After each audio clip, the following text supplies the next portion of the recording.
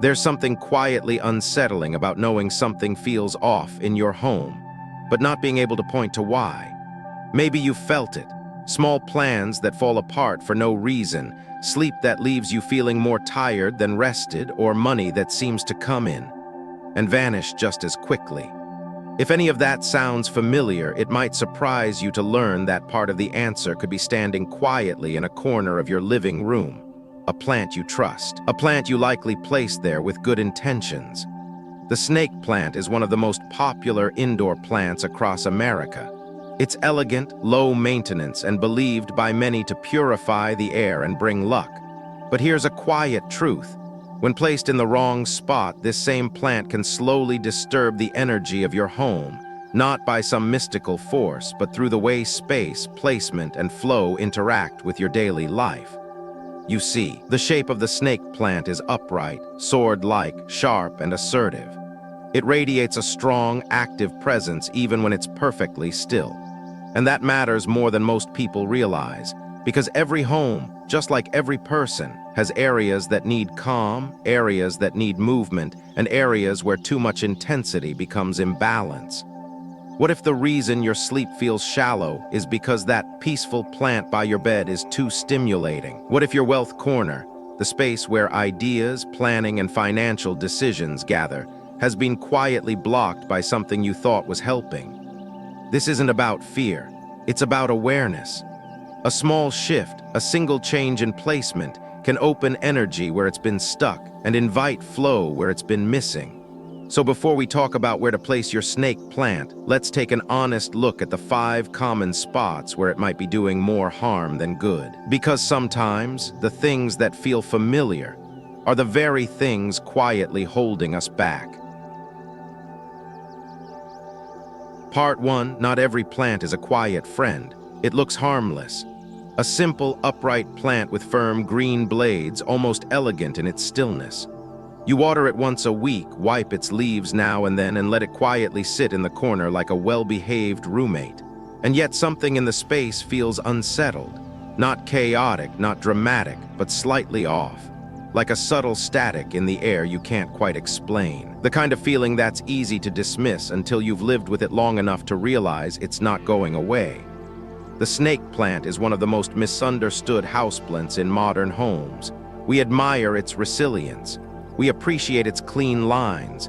And because it asks for so little, we assume it gives back only good. But not every low-maintenance plant is energetically passive. Some, like the snake plant, carry a presence stronger than we notice. And over time, that presence, if left unchecked, begins to shape how a room feels and, more importantly, how you feel within it. The design of the snake plant tells you everything if you stop to look. Its leaves shoot straight upward like silent swords.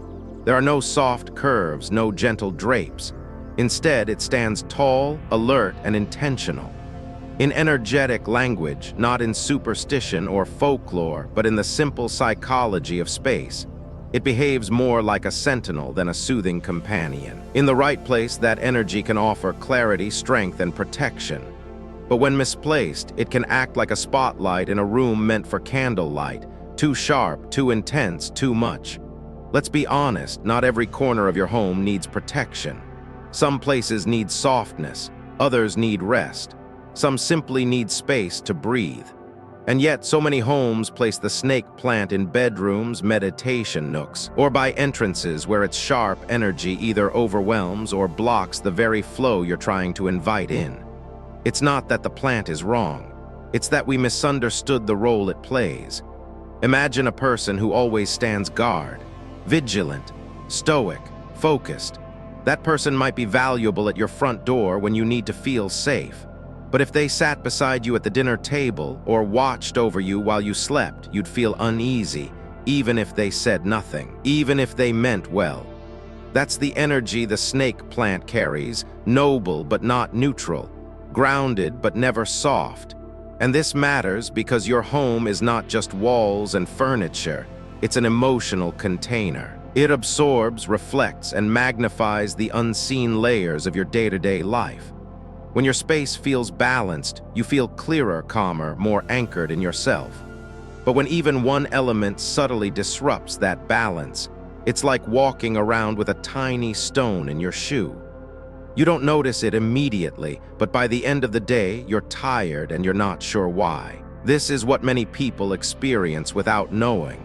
They feel mentally overstimulated in rooms meant for rest, or oddly agitated in spaces where they used to feel grounded. And often, without changing anything else, the shift begins when a strong plant like this is placed where it doesn't belong. But here's the turning point. Once you recognize the energetic signature of a plant, you begin to understand how to work with it, not against it. The snake plant is not here to be soft. It's here to stand, to hold, to clear. It belongs in spaces that benefit from firmness, like transitional areas where energy gets scattered, hallways, foyers, dead corners, or spaces where boundaries are needed, offices, entrances, creative work zones. When used intentionally, the snake plant becomes more than decor. It becomes a pillar. But without that intention, it becomes noise, silent but persistent. So take a moment. Walk through your home not as someone cleaning or tidying, but as someone listening. Which spaces feel like they push back when you enter? Which ones no longer feel like they hold you with ease? And where have you placed this plant? Not because you needed it there, but because it fit visually. This part of the process is not about getting it perfect. It's about reconnecting with the emotional landscape of your home. And that begins by understanding that not every plant is a neutral presence. Some are strong, and strength must be guided. Because the truth is, you don't need more things to add energy to your life. You need the right things in the right places, doing what they are meant to do. That's not mysticism. That's just respect for your space and for yourself. So before we move on to the 5 places your snake plant should never go, remember this: it's not the plant's fault. It's not your fault. It's simply a relationship that needs a gentle recalibration. One shift in placement could be all it takes to go from tension to flow, from static to stillness. And when your home breathes better, so do you. Part 2, 5 places that turn your snake plant into an energy thief. Place 1, next to the bed where your body wants to let go. There's a certain kind of silence we only find in the bedroom, the kind that holds us when the day is done. It's where we shed the noise, the weight, the thoughts. It's where our bodies soften, where breath deepens, and where our nervous system finally says, "I'm safe now." But for some, even in the quietest of bedrooms, sleep doesn't come easy. They toss, they turn. They wake at 3 a.m. for no clear reason, or rise in the morning already tired. And here's the question no one thinks to ask. What if the energy in your room isn't matching the rest your body is begging for? The snake plant, with its tall, upright blades, is often praised as a bedroom-friendly plant, mainly because it releases oxygen at night and doesn't need much care.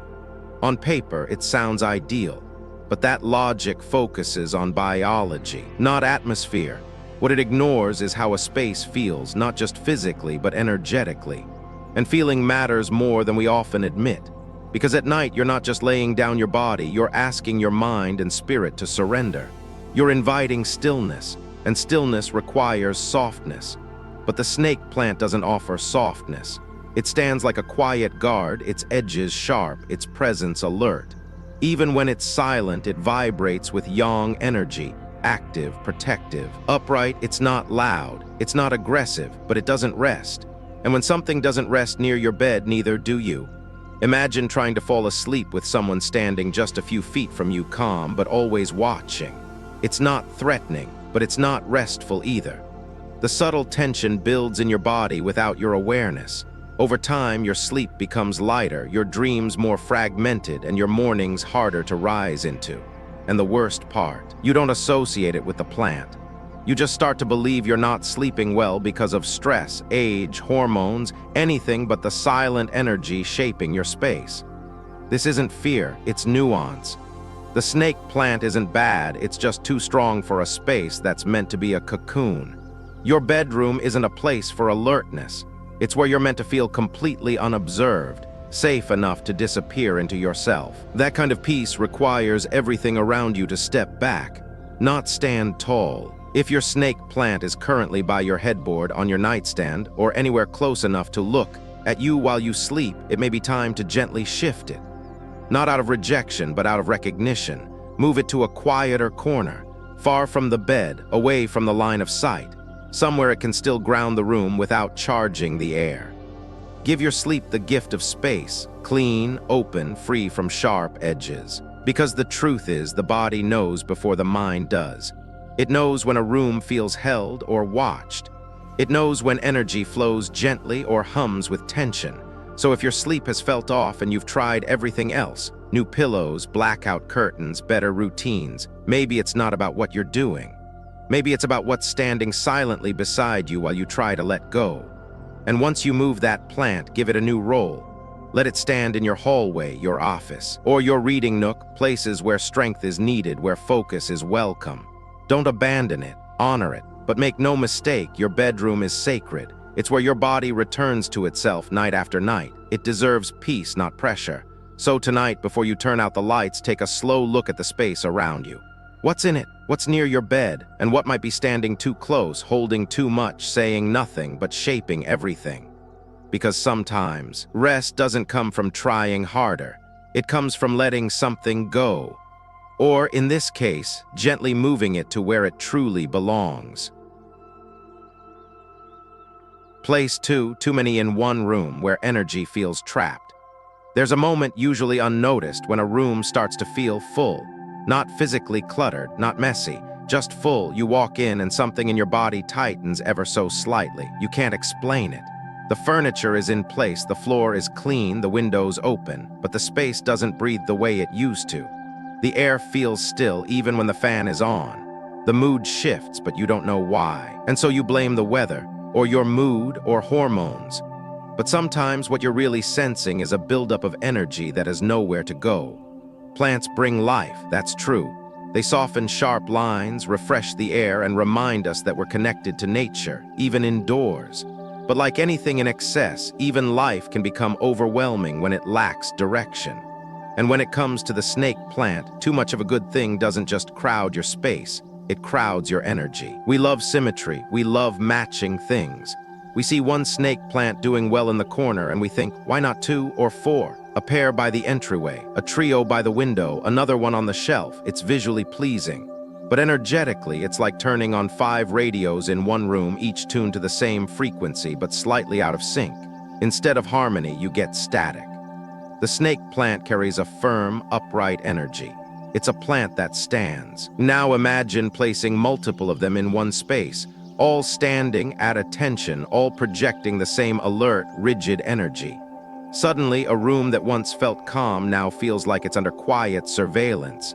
Subtle but constant.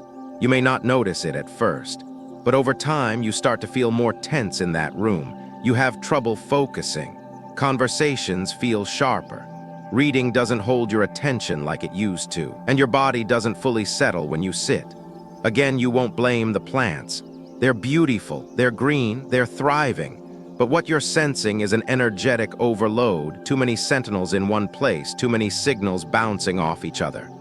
Homes are not meant to be energy fortresses. They're meant to flow, open, slow, intentional. But when you fill a space with strong, identical energies, you create pressure, not protection. You create a space where nothing gets absorbed, only bounced. And in rooms where energy can't soften, neither can you. This happens most often in living rooms and hallways, places where people gather, walk, move. In an effort to fill the corners, people line up snake plants in matching pots. And without realizing it, they turn a communal space into a corridor of intensity. Guests may not want to linger. Children may avoid sitting still. You may find yourself gravitating to other rooms for no clear reason. This doesn't mean you can't have more than one snake plant, but it does mean you need to spread them out. Let them hold different zones, not dominate a single one. One in the living room, another in the home office. Maybe one in the hallway, but never side by side, never in formation, and never placed directly across from each other like opposing mirrors. Plants shouldn't feel like a lineup. When placed with care, a snake plant can anchor a space beautifully. But when grouped too closely, it begins to work against the very harmony you hoped it would create. So take a slow walk through your home. Stand in your living room and ask, Does this space feel calm or compressed? Look not at the number of plants, but at what kind of energy they carry, and whether those energies are balancing each other or amplifying one another. Because sometimes what your room needs isn't more life, it's more space between it. A single pause between two strong voices, a breath between intentions, a softness between structure. And when you give your space that breath, something shifts, not just in the room, but in you. You sit and you sink a little deeper. You breathe and it lands a little fuller. That's the kind of energy that holds you, not watches you. And maybe that's what you've been needing all along, not more green, but more ease. Place 3. In the wealth corner, where money wants to flow, not be blocked, there's a delicate rhythm to abundance. It doesn't shout, doesn't push its way in. It moves like water, quiet, responsive, flowing toward openness. And when money starts to feel stuck, when opportunities pause, when deals don't close, when you're doing all the right things but the results don't stick, it's tempting to blame strategy or timing. But sometimes the shift isn't out there. It's inside your home, tucked into a corner you call practical, but that energy calls blocked. Most people don't know where the wealth corner is in their house, and honestly, it varies depending on layout and direction. But you always know where your energy of growth lives. Maybe it's your desk, the place you pay bills, the chair where you map out plans, or even the space where you keep important documents or your checkbook. That's your wealth corner. Not a mystical grid on the floor, but a lived-in space where your intentions about money gather. And that's where the problem begins. You want to protect that energy, nurture it, maybe even guard it from loss. So you place something strong there, often a plant. And for many, the snake plant feels like a good choice, tall, proud, low maintenance, symbolic of resilience. But here's the quiet truth. When you place a plant with strong, blocking energy in the exact spot where money is meant to move, you create a contradiction your space can feel, even if you don't. The snake plant's structure is assertive. It stands upright. Its leaves don't open outward, they point up, inward, firm. In energy terms, it's a gate. And when that gate stands in the path of flow, what you're left with is potential without progression. This is why so many people report the same story. The opportunity was close but didn't happen. The bonus was promised but delayed. The sale almost closed, then stalled. Not failures, not rejections, just a lingering sense of almost. And almost over time starts to feel like not enough, because the wealth corner doesn't need protection, it needs movement. Money, like breath, needs to circulate. Guarding it too tightly is like holding your breath to save air. You don't keep more, you just cut off the flow. If your snake plant is in your wealth corner right now, whether that's a desk, a corner bookshelf, or a side table with your banking files, take a pause. Ask yourself how things have been moving. Have finances been flowing or stalling? Have gains felt temporary? Have plans been left halfway done? Now imagine removing the plant, just gently relocating it. Watch how the space opens, how light might hit the surface differently, how your energy feels as you sit or stand there. It's subtle but immediate. What you're feeling isn't superstition, it's space becoming receptive again. Wealth is not just money, it's the ability to create, receive, and sustain what matters to you. That energy needs room, and more importantly, it needs trust. When you place a guard where a guest should be, you unintentionally tell the universe you're not ready to receive, only to defend. This isn't about never using strong plants. It's about knowing their place. Let your snake plant stand somewhere it can hold boundaries. Let it support your hallway, your home office, your creative zone, but let your wealth space breathe. Let it feel spacious, uncluttered, and above all, open. You might not notice change overnight, but slowly the energy shifts. Emails get replied to faster, invoices are paid on time, ideas start to come easier. It's not magic, it's alignment. So if you've ever wondered why financial ease feels just out of reach, take a closer look at the space you've asked your abundance to grow from. Is it open? Is it moving? Or is something standing too still, too sharp, right where flow was meant to begin?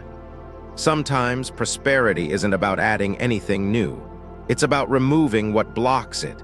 Even if it's something green, something beautiful, something you placed with love, but that now simply belongs somewhere else. Place 4, right at the entrance where luck tries to enter. Every home has a starting point, not just a door, but an energy threshold where everything from the outside pauses and everything inside begins. It's the space that greets you when you come home tired, hopeful, or lost in thought. It's where packages pile up, where shoes land, where hugs happen. But energetically, it's also something more. It's the mouth of energy, the opening that either welcomes in fresh opportunity or quietly turns it away. Most people decorate their entryway with care. A small rug, a mirror, maybe a table with a plant to soften the space. And often the snake plant feels like the perfect choice, slim, tall, stylish, and symbolic of strength. But here's the thing, not every plant belongs at the threshold. And the snake plant, despite all its virtues, might be standing where luck is trying to enter. Think about the form of this plant. It doesn't sway. It doesn't invite. It stands straight, firm, closed. Its posture is that of a quiet guard. And when you place that energy right in the entrance of your home, especially if your entry is narrow or compact, you're not just adding a plant. You're placing a sentinel in the way of flow.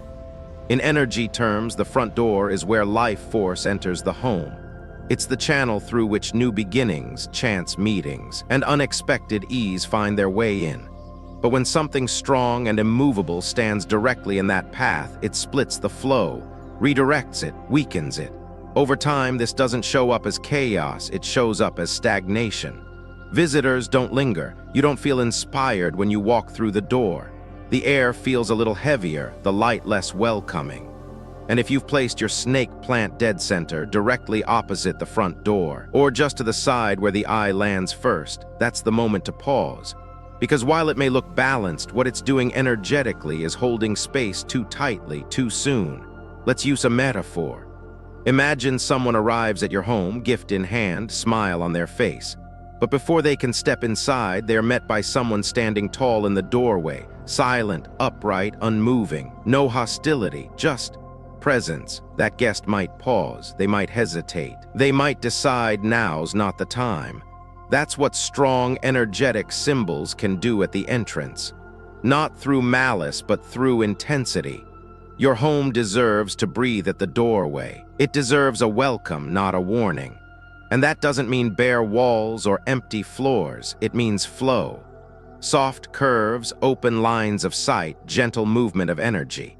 If you want to use plants at the entrance, choose those with rounded leaves, trailing edges, or a sense of movement. Let the air feel like it's being ushered in, not filtered out. If you love your snake plant, and many people do, consider moving it just a few steps away. Place it to the left when standing inside and looking out, or shift it to the far end of the hallway where its grounding energy can stabilize, not obstruct. It's not about removal, it's about redirection. The plant doesn't need to disappear. It just needs a role that fits its strength. You might be surprised how quickly things shift when the entrance softens. You may find yourself lingering longer as you walk through the door, breathing deeper, feeling slightly more home in your own space. Guests may relax faster. Invitations may flow more freely. None of it loud, all of it meaningful, because energy doesn't always scream. Sometimes it just whispers, not now. And when that whisper happens right at your front door, you don't lose anything in a dramatic way. You just miss out on moments, on timing, on ease. So take a slow look at your entrance. Stand at your threshold and ask, does this space invite me in or make me stop? What's the first thing you see? What stands in your line of sight? And does it soften the space or hold it too tightly? Because luck, like breath, needs space to come in. And when you make just a little room, the rest often finds its way. Place 5 in a dark, cluttered corner where heavy energy builds up. Every home has them.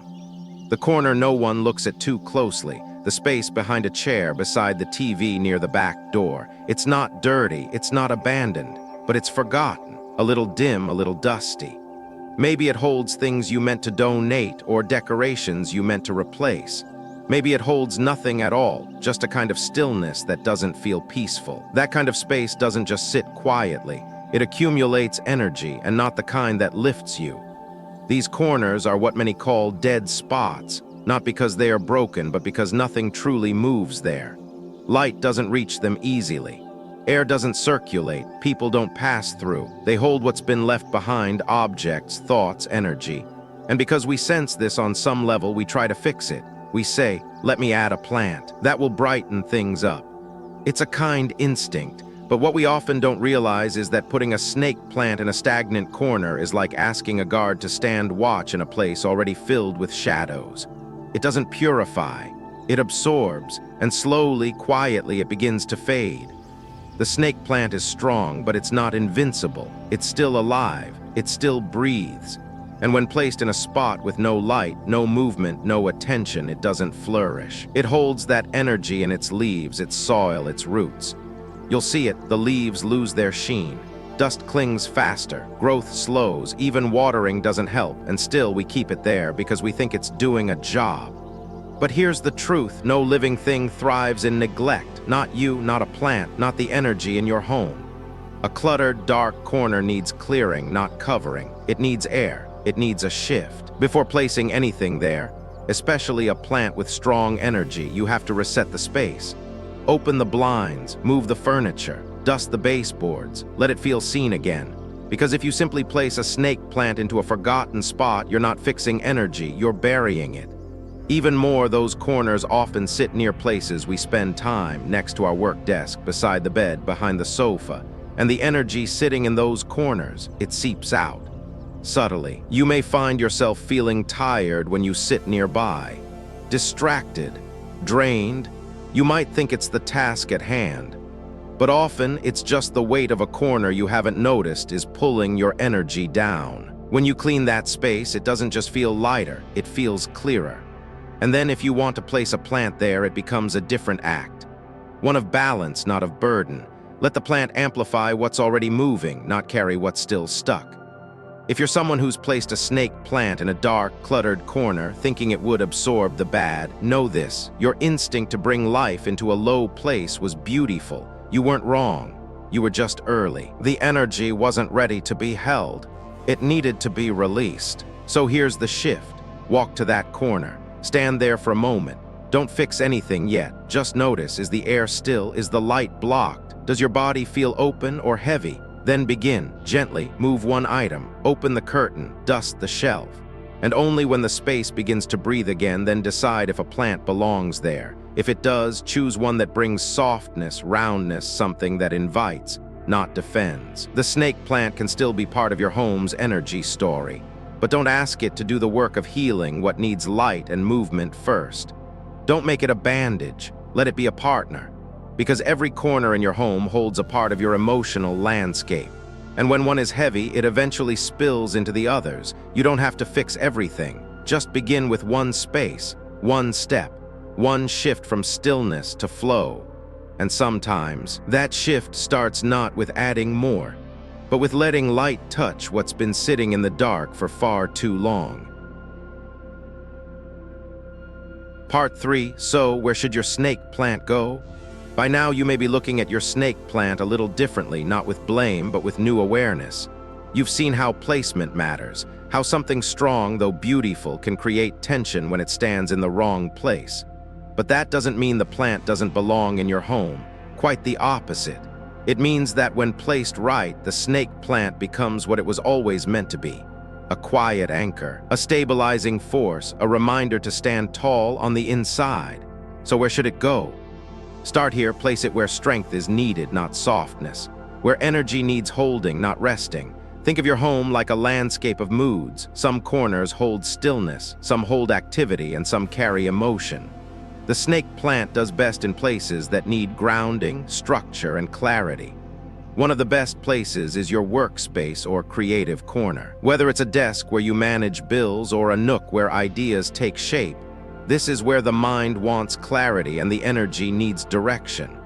The upright nature of the plant can help you feel more alert, more rooted, more intentional with your time. It doesn't distract. It doesn't sprawl. It simply stands beside you like a quiet partner keeping your thoughts upright. Another good spot is a reading nook or meditation space. Not the deep cocoon of a bedroom, but a quiet place where you retreat, not to shut out the world, but to step inward with awareness. Here, the plant adds a sense of silent vigilance. It helps hold the stillness without softening it too much. Its presence is firm but respectful. You're not resting. You're listening, reflecting, and the plant's energy mirrors that state beautifully. You can also place it in hallways or transition areas, spaces where energy can get scattered. These in-between zones often feel overlooked, but they matter. They're like the breath between sentences, the pause between activities. A well-placed snake plant in a hallway can help contain energy that would otherwise drift. It doesn't make the hallway busy, it makes it feel clear, directed. Another ideal placement, near a window with indirect light. This is less about function and more about harmony. The snake plant, though sturdy, still draws from nature. When placed near a window, it gets to absorb the quiet rhythm of sunlight, wind, and sky. And in doing so, it becomes a transmitter, not just a symbol of positive energy. Think of it like a tuning fork. The plant absorbs the light and reflects it back into the room, subtly but steadily.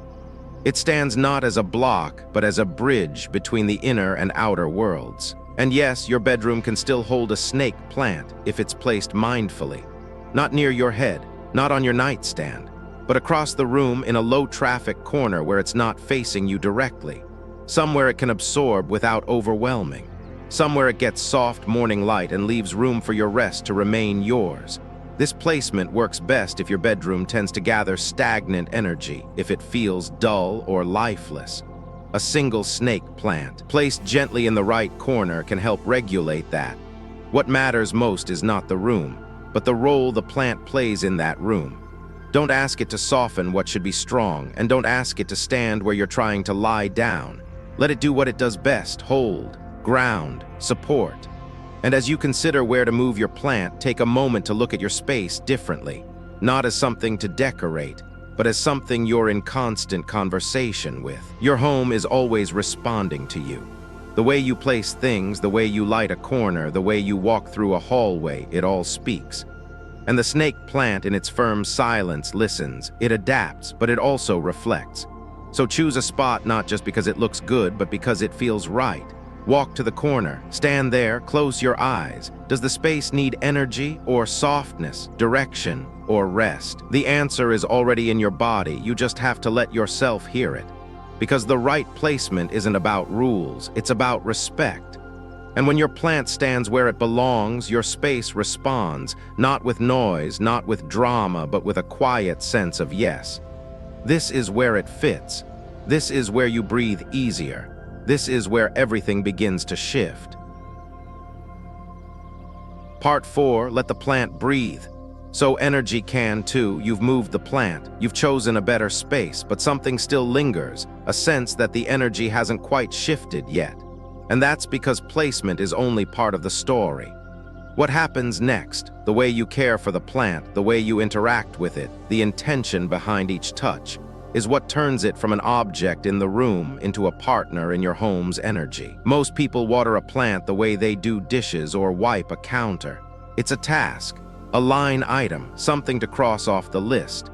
But when you treat a living thing like a chore, it responds the same way any living thing would. It disconnects. It survives, but it doesn't support. It exists, but it doesn't give. The snake plant is quiet by nature. It won't droop dramatically or demand attention, but it still absorbs, and what it absorbs is shaped by what you offer. If you water it while rushing, frustrated, distracted, it receives that.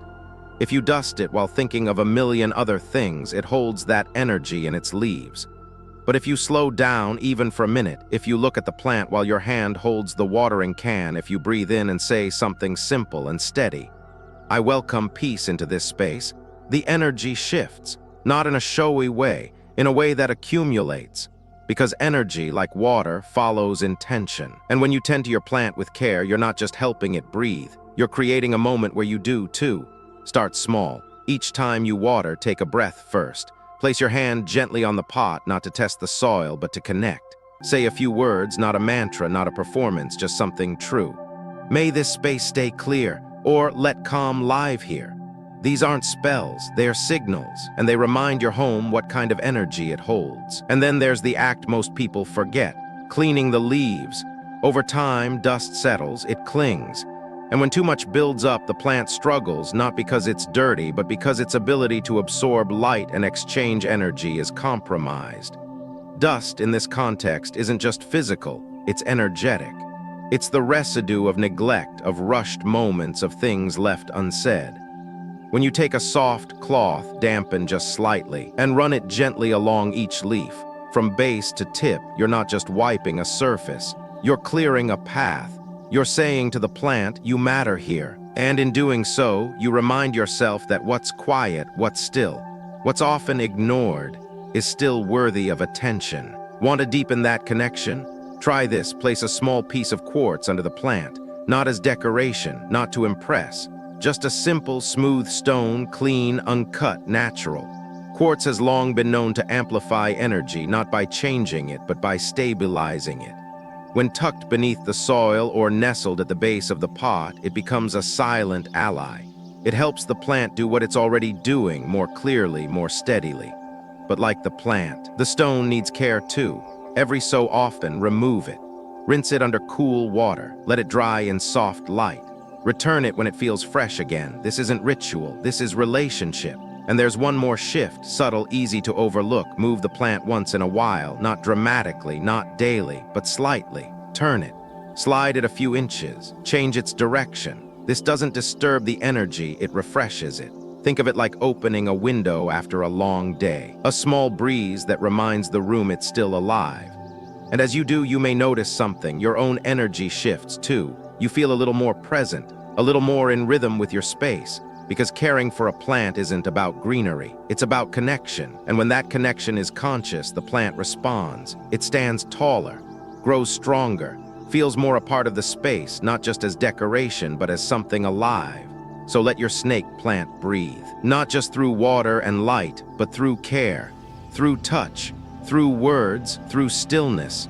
And in doing so, you may find that the breath it gives back isn't just oxygen, it's clarity, flow, and a quiet kind of support that lingers long after the watering can is set down. So much of what we think of as luck, peace, or prosperity begins in the quiet details. A plant, a corner, a moment we didn't think mattered. But when we pause, when we really pause, we see that energy doesn't need to be loud to be powerful.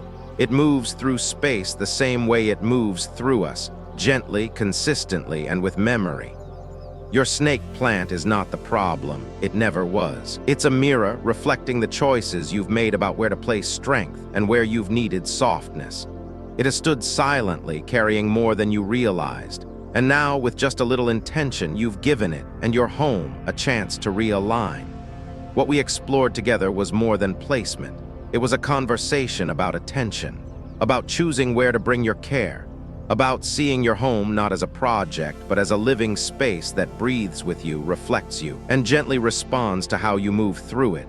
And maybe that's the deeper message here, that your space doesn't have to be perfect to support you.